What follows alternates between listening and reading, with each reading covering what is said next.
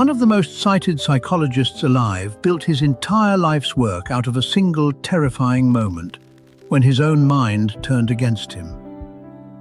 Stephen Hayes was in his late 20s, lecturing at a university, when the panic attacks arrived without warning and refused to loosen their grip.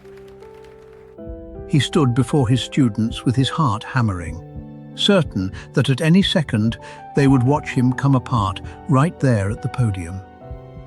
He tried everything a desperate man tries: psychoanalysis, medication, sheer willpower.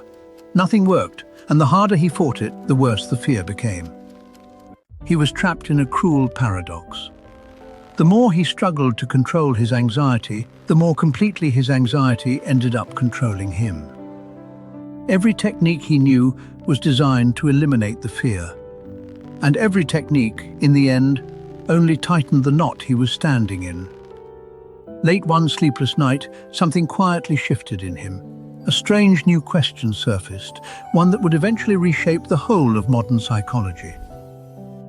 What if the real problem was never the anxiety at all? What if the problem was the relentless, exhausting war he kept waging against it? What if he stopped trying to erase his fear and instead simply let it ride along beside him while he got on with living? That one insight grew into acceptance and commitment therapy, a method now backed by hundreds of studies, from chronic pain to depression to prejudice. Its central idea is deceptively simple. We hurt exactly where we care. Run from what makes you vulnerable, and you run from what matters most. Your mind is brilliant at fixing problems out in the world, but aim that same machinery inward at your own feelings, and it backfires. It orders you to avoid, suppress, and eliminate every painful thought. And because you never fully can, you end up exhausted, ashamed, and cut off. Hayes offers a radical alternative he calls the 6 pivots.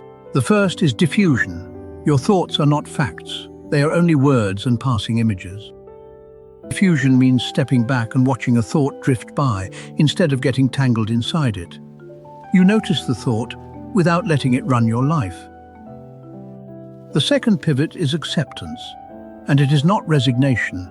It is the active choice to open up and make real room for a difficult feeling. Because the struggle itself is often the real source of suffering. The endless effort to feel better is exactly what keeps you feeling worse. The third pivot is presence.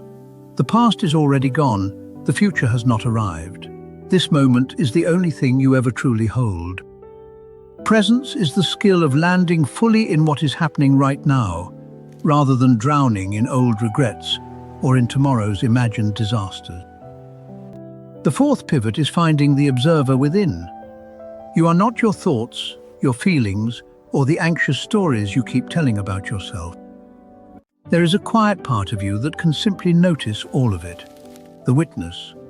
Connect with that, and its limiting narratives lose their grip.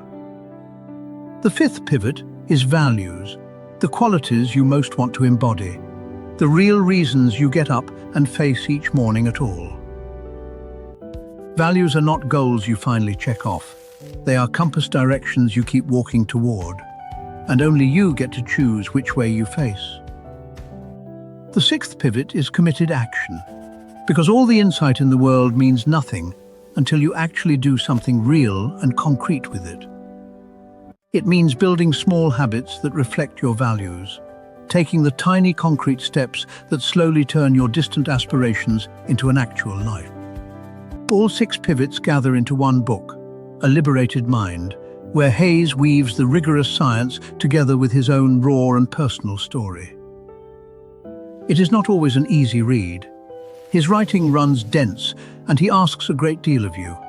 But work with it, and something opens. This is 35 years of one man's life work, distilled. Not just a set of techniques, but a fundamentally different way of being alive. Here is the twist Hayes spent a lifetime proving.